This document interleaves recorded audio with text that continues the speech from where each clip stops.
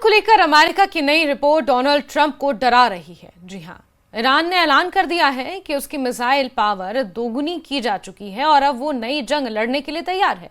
वहीं नेतन्याहू के Gaza plan को लेकर अब कुछ और खबरें सामने आई हैं।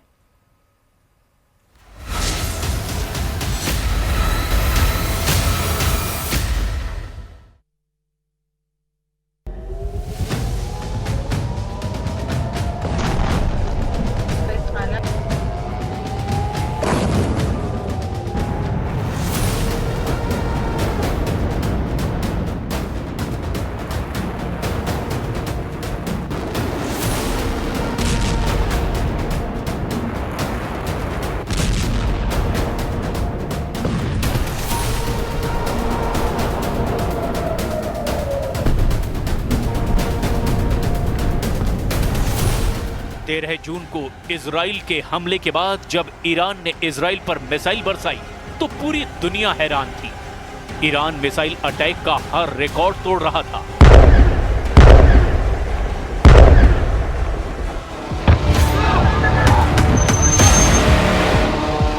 क्या तेल अवीव, क्या हाइफा और क्या इजराइल का डिफेंस सिस्टम, ईरान की मिसाइलों ने इजराइल के हर कवच को भेदा और बता दिया कि जब उसकी मिसाइल फायर होती है तो उन्हें रोकना ना इजराइल के बस की बात है और ना ही अमेरिका के।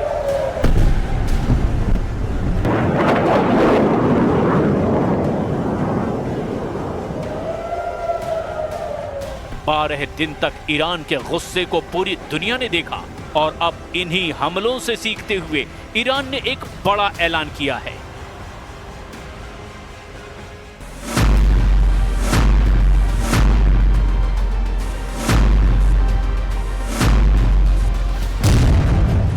ईरान के रक्षा मंत्री ने कहा कि 12 दिन के युद्ध के बाद ईरान अब डबल ताकत के साथ युद्ध लड़ने के लिए तैयार है।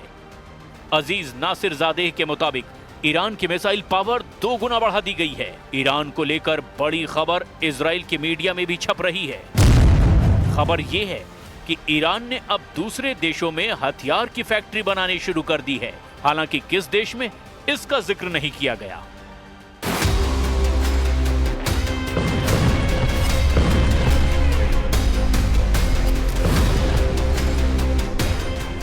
ऐसा इसीलिए क्योंकि 13 जून को जब इजराइल ने ईरान पर हमले से युद्ध की शुरुआत की तब इजराइल की एयरफोर्स ने ईरान के कई हथियार फैक्ट्रियों को टारगेट किया। अपने सर्वोच्च नेता खामनेई के ऑर्डर पर ईरान अब ऐसा खतरा और नहीं उठाना चाहता।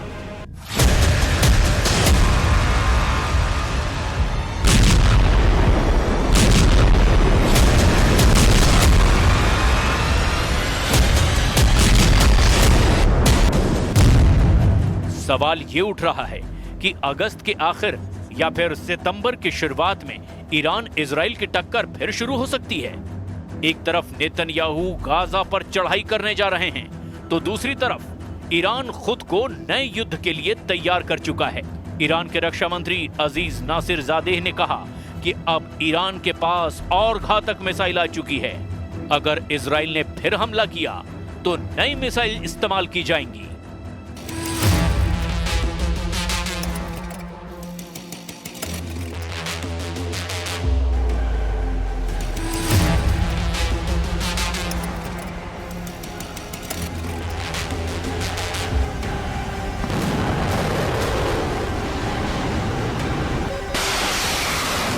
ईरान की असली ताकत उसकी मिसाइल है और इजराइल पर हुए हमलों की कामयाबी को देखते हुए ईरान का फोकस अब मिसाइल उत्पादन पर है। लेकिन साथ में ईरान ने अपने एयर डिफेंस को मजबूत बनाना भी शुरू कर दिया है, क्योंकि जून में हुई जंग के शुरुआती दौर में इजराइल की एयरफोर्स ने अपनी ताकत दिखाई थी और ईरान के ज्यादातर एयर डिफेंस वाले अड्डों को तबाह कर दिया था। इसीलिए ईरान ने अब नए युद्ध की तैयारी के तौर पर अपनी ड्रोन और मिसाइल फैक्ट्री, अपने परमाणु अड्डों और अपने रडार अड्डों को बचाने का काम शुरू कर दिया है। इसके लिए इन सभी ठिकानों को बेहतर डिफेंस सिस्टम से लैस किया जा रहा है ताकि इजराइल अगली बार हमला करे तो ऐसे ठिकानों को बचा लिया जाए।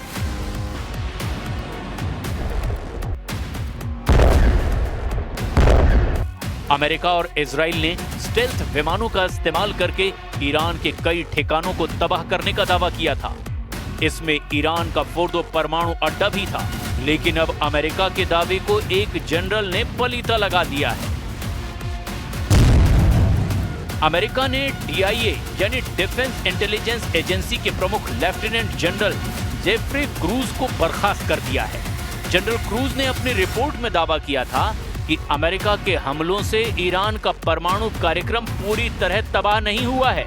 जनरल क्रूज के अलावा navy reserve chief vice admiral Nancy Lacore ने नेवी सील के प्रमुख रियर एडमिरल मिल्टन सेकंड्स को भी पद से हटा दिया है।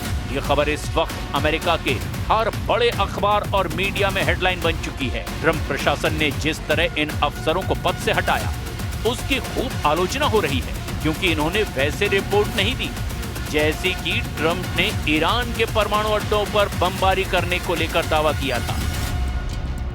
ट्रंप की सरकार में उन्हीं की खुफिया एजेंसी अगर ये दावा कर रही है कि ईरान का कुछ नहीं बिगड़ा, तो इससे एक बात साबित होती है, और वो ये कि न सिर्फ इजराइल बल्कि अमेरिका के पास भी ईरान के परमाणु कार्यक्रम को 100% खत्म करने की ताकत नहीं है। भले ही ट्रंप ने B-2 विमानों का इस्तेमाल किया, भले ही उसने दुनिया का सबसे बड़ा बंकर बस्टर बम गिराया, लेकिन जब खुफिया एजेंसी की रिपोर्ट कह रही है कि ईरान को बहुत ज्यादा नुकसान नहीं हुआ, तो अब आगे क्या होने वाला है? इजराइल पर ईरान के मिसाइल अटैक को रोकने में अमेरिका पहले ही अपने हाथ जला चुका है।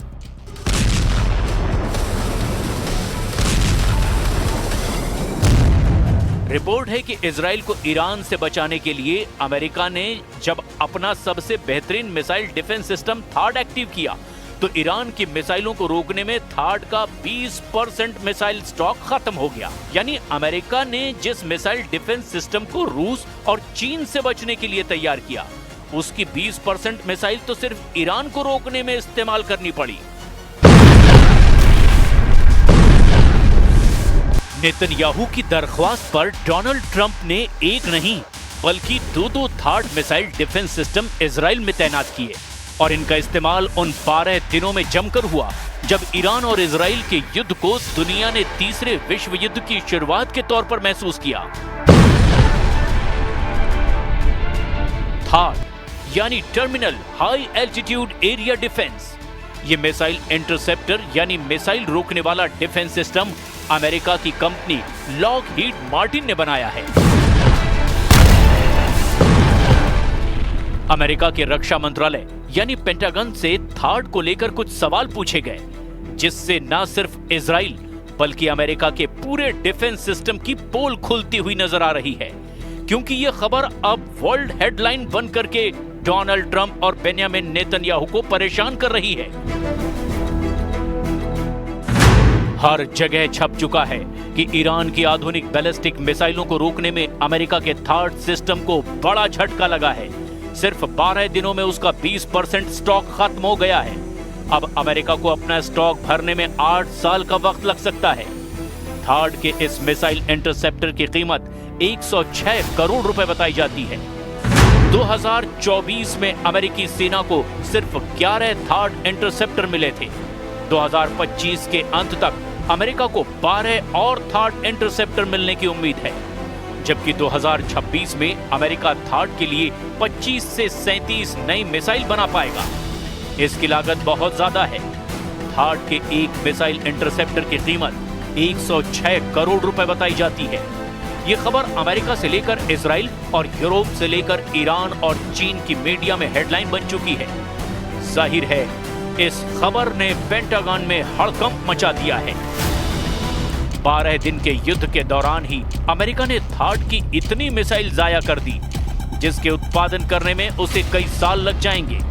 इन 12 दिनों में युद्ध में ईरान ने इजराइल के ऊपर करीब 600 मिसाइल दागी थी, और उनमें से 50 से 60 मिसाइलें इजराइल में गिरने में कामयाब भी रही। ईरान ने बार बार दावा किया कि उसके हमलों को रोकने में इजराइल पूरी तरह फेल साबित हुआ है, और वो इसीलिए भी क्योंकि तेल अवीव और हाइफा से आई तस्वीरों ने बताया कि ईरान ने जहां टारगेट सेट किया वहां पर उसकी मिसाइल गिरी।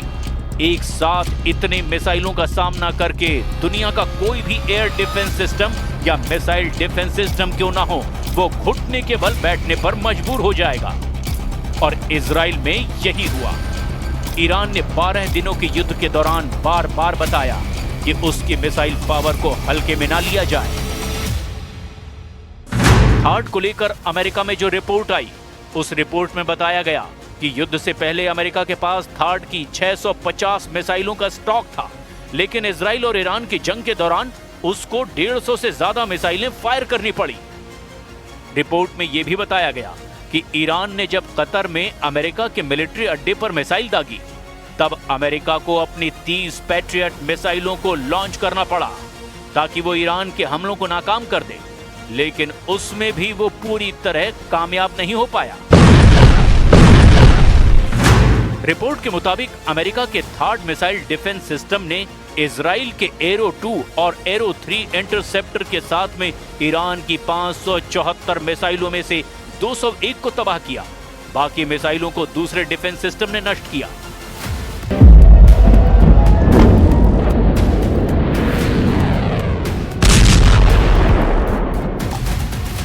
ईरान की मिसाइल पूरी तरह फेल नहीं हुई, इसकी गवाही तो तेल अवीव और हाइफा में हुई तबाही भी दे रहे हैं।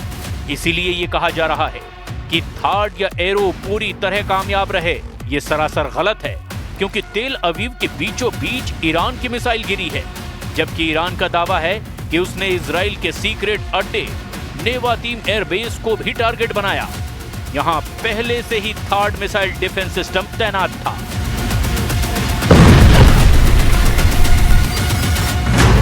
थार्ड 200 किलोमीटर की दूरी तक दुश्मन के किसी भी मिसाइल को मार सकता है। ये 150 किलोमीटर की ऊंचाई तक किसी भी मिसाइल को इंटरसेप्ट कर सकता है। अमेरिका के पास थार्ड की 7 बैटरियां हैं। एक बैटरी में 6 ट्रक माउंटेड लॉन्चर होते हैं। दुश्मन की मिसाइल को रोकने के लिए ये थार्ड सिस्टम के एक लॉन्चर से एक बार में 8 मिसाइल दागी जा सकती है, यानी पूरी बैटरी में कुल 48 इंटरसेप्टर मिसाइल होती हैं। इसे ऑपरेट करने के लिए 95 सैनिकों की जरूरत होती है।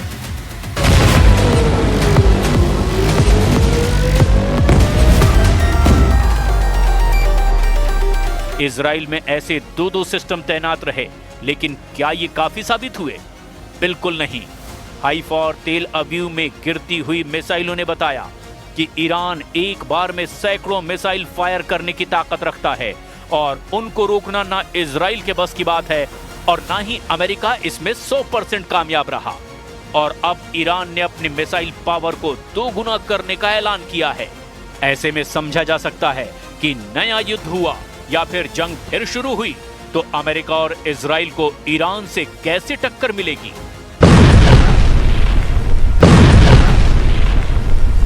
गाजा में अपने 60,000 सैनिकों को लेकर आगे बढ़ रहे नेतन्याहू को अब ईरान से नई चुनौती मिलती नजर आ रही है। लेकिन ईरान ने जो वीडियो जारी किया है उसके टारगेट पर अमेरिका हो सकता है। ईरान ने अपने युद्धाभ्यास का वीडियो जारी किया है। ये इजराइल के साथ साथ अमेरिका को धमकी है। जून के महीने में इजराइल से युद्ध के बाद ईरान की सेना ने अपना युद्धाभ्यास किया है। फारस की खाड़ी में ईरान ने अपनी क्रूज मिसाइल और ड्रोन वाली पावर दिखाई है।